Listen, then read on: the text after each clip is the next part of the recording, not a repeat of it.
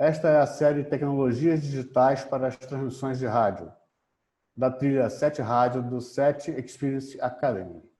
O tema desse módulo é a Tecnologia de Rádio Digital DRM e o seu status de mercado. Os nossos convidados para falar sobre esse assunto são Ruxandra Obreja, chairman do Consórcio DRM, Digital Radio Mondiale, e Alexander Zink, ele é Senior Business Developer Manager do Fraunhofer Institute e Vice-Chairman do Consórcio DRM. Neste episódio, será apresentada uma visão geral da tecnologia e os seus conceitos básicos. Welcome to the DRM Digital Radio Mondiale Smart Radio for All presentation. This is session 1. It's a background to the standard.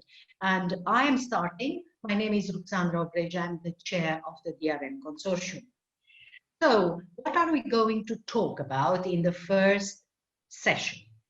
About the consortium, the company I represent, why digital radio is superior to analog, an insight into the international rollout of DRM, a few technical and some features of DRM, and just a few conclusions.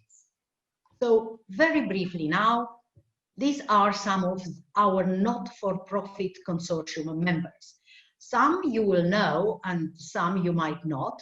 They are global members and not all of them. Just to remember, the DRM consortium is not for profit. We don't have shareholders or profit to share, and we support and promote the DRM standard and its take-up globally. So why use Digital Radio Mondiale, and why do we think it's superior to analog? First of all, because it gives universal and free access to information, education, and entertainment. So it reaches everyone, whether in the Amazon, in Sao Paulo, or in the South. It uses the spectrum efficiently at reduced costs, and it offers information that is available on internet through radio. Besides, it helps broadcaster go smoothly from analog to digital radio, maintaining control over their infrastructure. And besides, it encourages local manufacturers, know-how, and creates jobs. Now, a little zoom through the countries that are taking up testing, using, demonstrating, but above all, employing DRM nowadays. India is the largest country, and the DRM signal covers over 600 million citizens. China, on equal, uses a lot of DRM shortwave, and it can cover the full country with about 7 or 8 even shortwave transmitters. Brazil is up there, and you might know that there is the first Brazilian-made shortwave transmitter at Rodeador Park, and we hope the transmissions will start very soon towards the Amazon region. Then the other countries, recent DRM adopters, Pakistan, Indonesia, then Russia, and interestingly, South Africa. There is also interest in Latin America, in other countries, in Chile, in Argentina, but Peru is high up there. I won't go through all the other countries. Some of them are in Europe, as you can see, United Kingdom, Romania, Hungary, Germany, and then countries like USA and African, Middle Eastern, and Asian countries. And they use it for different reasons and for different bands. Now, I will ask my colleague, Alexander Zink, to talk to you a bit in more detail about the standard itself. Thank you, Ruxandra. My name is Alexander Zink. I'm the Vice Chair of the DRM Consortium and also working at Fraunhofer IIS, a not-for-profit research organization in Europe. Let's have a look at some of the aspects of the DRM standard. First, the key facts. DRM is a terrestrial digital radio standard endorsed by ITU for global adoption. It enables, as a single standard, all radio coverage needs, from local and regional all the way to national, international services. Therefore, It is the direct successor of the analog AM and FM radio services. On a single frequency, where in analog you could only have one radio program, DRM gives you up to 3 audio services and multimedia services. It also works and offers for the transition period a simulcast option. Existing infrastructure upgrades, so you can keep and maintain most of your hardware infrastructure and investment when adding digital DRM to your transmissions. Importantly, it is an open standard. It is not controlled by a single company or organization. It is designed and developed by the industry for the industry. It doesn't require licensing, meaning the requirement to obtain the allowances to build equipment or to gain access to individual closed source components. The broadcaster stays in full control of their transmissions and their infrastructure. As mentioned, DRM fits in all the bands, from local services all the way to international. Here are the different coverage scenarios visualized, or if you want to look at it along the spectrum, there are different modes of DRM for the former AM bands and for the VHF bands for local services. Keep in mind that whichever broadcast frequency you use, the key features and functionalities of DRM as a single standard are always available and accessible throughout. In the analog world, a single radio program had to be distributed long distance to the transmitter site and then was broadcast. In the FM case in particular, sometimes there was a requirement to cover a full area, so you had to use multiple frequencies to prevent a signal distortion in the overlapping areas. In digital, that changes. First of all, we can have multiple programs and multimedia all encoded into a single DRM transmission, which is then distributed over an easy to maintain IP connection, modern IP transmission, whatever means of transport you want to use, to all the transmitter sites. And as a special feature, DRM supports SFN, single frequency networking. That allows, for example, to add a small gap filler somewhere on the same frequency as your main service. What are the key features of DRM digital radio from a listener's perspective? First of all, there is more choice for listeners. There's more content that can be transmitted and more efficient use of spectrum. An excellent audio quality, particularly if you compare with the former analog transmissions in the AM bands. Multimedia applications offer new opportunities for revenues for broadcasters and better services for the listener. Good coverage with a green and efficient coverage and a robust signal. Automatic tuning for a service. You don't have to memorize frequencies and bands anymore.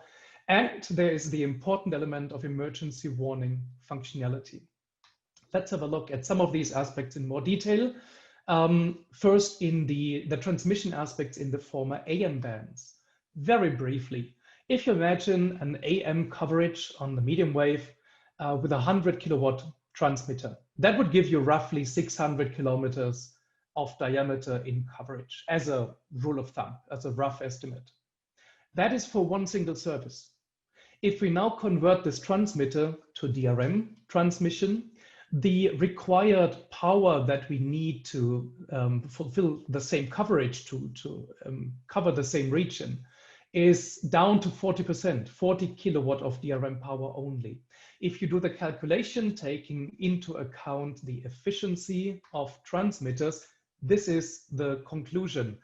In analog, medium wave, you have a single service consuming 142 kilowatts of power for that assumed coverage area. And in DRM, for the same coverage area, you only require 50 kilowatts of consumed power that you have to pay for, but that gives you up to 3 services plus multimedia components. Quite an innovation and advancement in radio coverage. If you look at the coverage for local services and regional services in the VHF bands, in particular the FM band, DRM can be used there as well. As an example, in terms of power consumption, again, a single FM service consuming 200 kilohertz of bandwidth in the FM band let's say you have a high power 10 kilowatt transmitter. To get the same coverage with a DRM transmission in the FM band side by side with analog services, that only requires 10% of power. You have 90% of power savings as a rule of thumb, depending on your configuration, of course. In addition, the DRM transmission only occupies half the bandwidth on air, and within that reduced bandwidth gives you up to 3 audio services plus multimedia. So in terms of efficiency, it shows that DRM is unbeatable. That can be used in innovative ways of using the spectrum. As I mentioned earlier, DRM can be placed in between existing FM transmissions without disturbing them. And since a typical allotment of frequency is 200 kilohertz bandwidth wide, you could even place 2 DRM signals, either for different broadcasters sharing a transmitter or for a single broadcaster with that license having the capacity for up to 6 programs and audio services. So quite a bit of flexibility in how you plan for your DRM transmissions. Now, how does that all translate to the commercial case, to cost and your revenue? First of all, as I mentioned, in the FM band in particular, there is a lot of cost saving from infrastructure, but also from power consumption. And by having up to 3 services, you could possibly combine multiple independent FM networks that you need to operate today into a single FM network going forward. That's the saving side. But there's also the side of additional revenue opportunities beyond what you could do with audio ads in the analog FM world. First of all, there's Journaline, a text application that opens great new opportunities for revenue sourcing, because it allows over the broadcast channel to very specifically target sections of your listeners with content and therefore with ads that are relevant specifically to those subgroups of listeners. And by using the additional capacity for audio services, you can get creative with pop-up stations, for example, offering a local service for a big major holiday or for a big concert coming up and advertising that concert. On the savings side, we did some calculation. If you look at some national network, a virtual national network consisting of 3 nationwide FM programs by 1 broadcaster, 29 sites, 10 kilowatts each. That is a typical national coverage in many places. The annual transmission cost alone to power up these 3 FM networks analog would be $1.2 million US dollars, depending on the assumed rate of cost, of course. If we convert these 3 networks into a single FM band network with DRM transmission for all the 3 services plus advanced elements and multimedia, the cost comes down to just above $100,000 US dollars. So you're saving more than $1 million US dollars a year in your transmission cost alone, and still provide a better service, better quality, and more features to your listeners. All of that and much more is explained in the DRM Handbook that you can download for free. It is now available as version 5. Just go to handbook.drm.radio and it will answer all the questions you might have in terms of coverage, functionality, planning tools, considerations on the transmission side and on the content side for your listeners. And with that, I hand back to Ruxandra.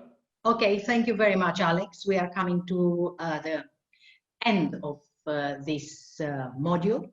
And just to let you know, you can visit us for free, you can get newsletters for free, and you can write to us and follow us on our YouTube channel. So we are always there next to you if you have an interest in DRM. Thank you. Essa apresentação continua no próximo episódio.